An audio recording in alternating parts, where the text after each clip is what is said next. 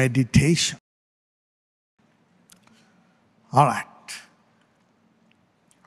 ఇది ఎప్పుడు చేస్తే బాగుంటుంది? Morning and evening.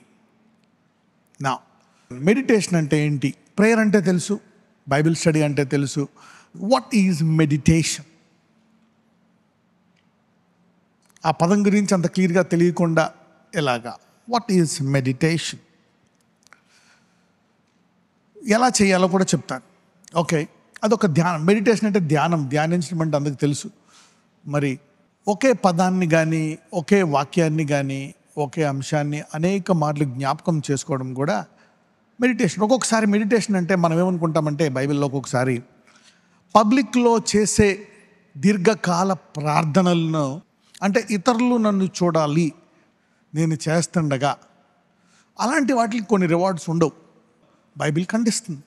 అందుకని ఇక్కడ దేవుడు ఏమంటున్నాడంటే, ఒకవేళ నువ్వు దీర్ఘకాల ప్రార్థనలు చేస్తే, నువ్వు గదిలోకి వెళ్ళి యేసుప్రభు వారిలాగా కొండపైకి వెళ్ళి ఏకాంతంగా నువ్వు గంటలు రాత్రంతా చేస్తే, దానికి ఉదయకాలం నుంచి ఆ దినము జీవితకాల బహుమానం ఉంటుంది. సో మెడిటేషన్ అంటే ఇట్స్ లైక్ మోర్ ఆఫ్, ఇది కూడా పబ్లిక్గా కూడా మనం చేయొచ్చు. ఎలాగా అంటే, ఫర్ ఎగ్జాంపుల్ ఏదైనా ఒక మీటింగ్ పెట్టుకున్నాం, చాలాసార్లు హోల్ నైట్ ప్రేయర్స్ పెట్టుకుంటారు. ఓకే, పొద్దున్న నుంచి సాయంకాలం దాకా కూడికలు పెట్టుకుంటారు. అంటే అదొక ధ్యానం, పొద్దున్న సాయంకాలం దాకా. అలాగా పబ్లిక్లో సంఘం కోసము అటువంటి ధ్యానాలు ఓకే. కానీ చూడాలని, ఇతరులు మెప్పు పొందాలని ఈ రకమైన ప్రార్థనలను బైబిల్ ఎంకరేజ్ చేయదు. ఇప్పుడు మెడిటేషన్ అనేది ముందు పర్సనల్గా, ఏకాంతముగా ఒక వ్యక్తికి ఉండాలి అలవాటు. ఓకే, ఒకవేళ పర్సనల్గా నువ్వు గదిలో ఏకాంతంగా చేసుకుంటున్నావు, అలౌడ్, దేవుడు దాన్ని ఆశీర్వదిస్తాడు. నీ భార్యతో చేస్తున్నావు ధ్యానం, ఇద్దరు కలిపి, అలౌడ్. పిల్లలతో చేస్తున్నావు, అలౌడ్. ఓకే, సంఘంతో చేస్తున్నావు, అలౌడ్. కానీ పబ్లిక్ కోసము సంఘంలో కానీ, ఇంట్లో కానీ, బయట కానీ ఏదో చూడాలని పబ్లిక్లో చేస్తే తప్ప. ఓకే, అంతేగాని ధ్యానం అనేది మాటికి చేయకూడదు కదా, ఎక్కువసేపు చేయకూడదు కదా అనేది కాదు. ప్రైవేట్గా చేసినప్పుడు ధ్యానం నీకు చాలా ఉపయోగపడుతుంది. రైట్, ఎలా ధ్యానించాలి? ఇప్పుడు ఈ కరెంట్ టైంలో మేము ఎలా ధ్యానించాలా?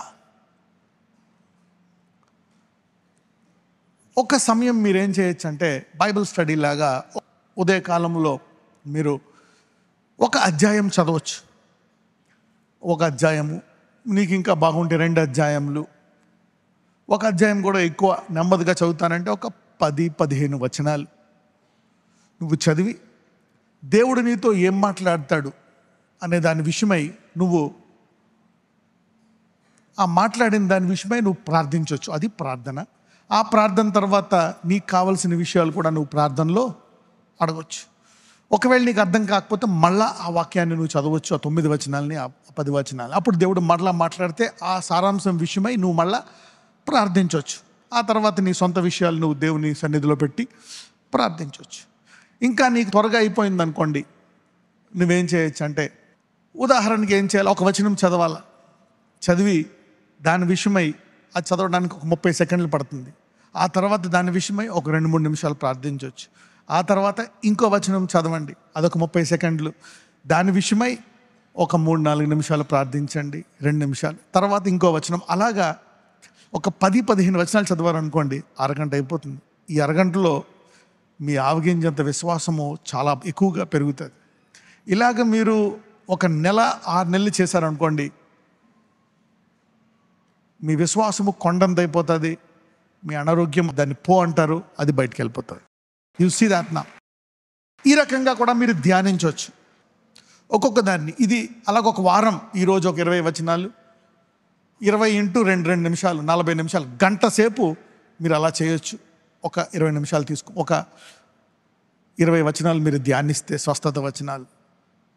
ఇలాగ వారమంతా మీరు సాయంకాలం స్వస్థత గురించి ధ్యానిస్తే మీ మనస్సు, మీ ఆత్మ అంతా కూడా మారిపోతుంది. ఎందుకంటే అది ఎముకల్లోకి, మూలుగులోకి మరి కూడా వెళ్ళేటంత శక్తి కలిగినది ఈ వాక్యం. ధ్యానము చాలా ముఖ్యమైనది Bible study.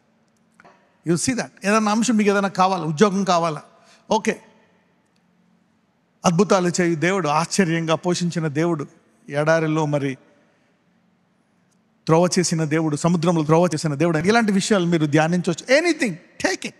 Problem, pain, sickness, disease, గొడవలు, మనస్పర్ధలు, అవమానం జరిగింది, బంధకాల నుంచి విడిపించే దేవుడు, ఇలాగ మీరు ఈ యుగంలో ధ్యానించడానికి దేవుడు అనుకూల ఆయుధాలు, సాధనాలు చాలా ఉన్నాయి మనకు. మీ సెల్ ఫోన్ బాగా ఉపయోగించుకోవచ్చు. పక్కలో చెప్పండి, నీ సెల్ ఫోన్ని ధ్యానించడానికి బాగా ఉపయోగించుకోవచ్చు అని. నీ డేటా నీకు అసలైన డేటాని ఇస్తుందని చెప్పండి. Your data will give you the real data. Right, use your data for meditation.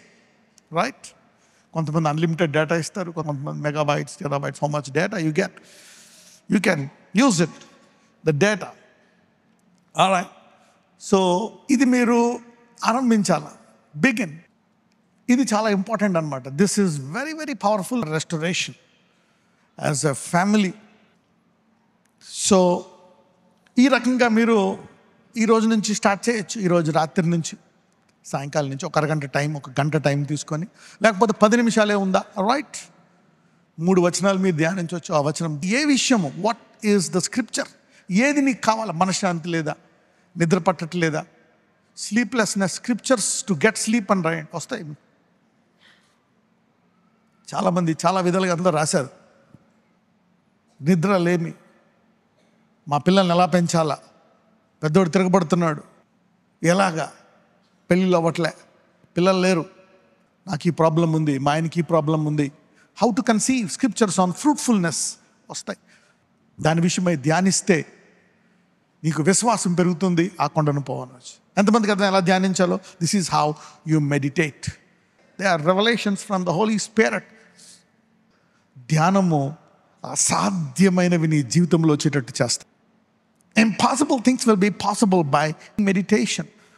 ఈ రోజు నుంచి నువ్వు పెట్టుకుంటారో ఈ ధ్యానం, 6 నెలలు, 3 నెలలు, సంవత్సరం, 2 సంవత్సరాలు, ఇలాగ ధ్యానిస్తున్నప్పుడు 3 నెలలకో, 6 నెలలకో, సంవత్సరానికో, 4 నెలలకో చాలామంది మీ జవాబులను ఎదుర్కొంటారు.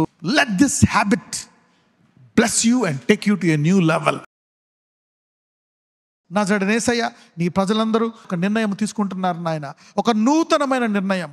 A new decision to their family, husband, regarding every area, cleaning up their house, cleaning up their systems, taking new resolutions, fire for God. అయ్యా, ఒక తీర్మానం తీసుకుంటుండగా bless them, heal them, deliver them, revive them, oh Lord. Repentance is very powerful. Repentance brings great revival. పశ్చాత్తాపము గొప్ప ఉజ్జీవాన్ని తీసుకొస్తుంది. Let great revival come into their lives. నజరేయుడైన యేసు నామమున ప్రార్థిస్తున్నాము తండ్రి. ఆమేన్. God bless you. Give clap off to the Holy spirit.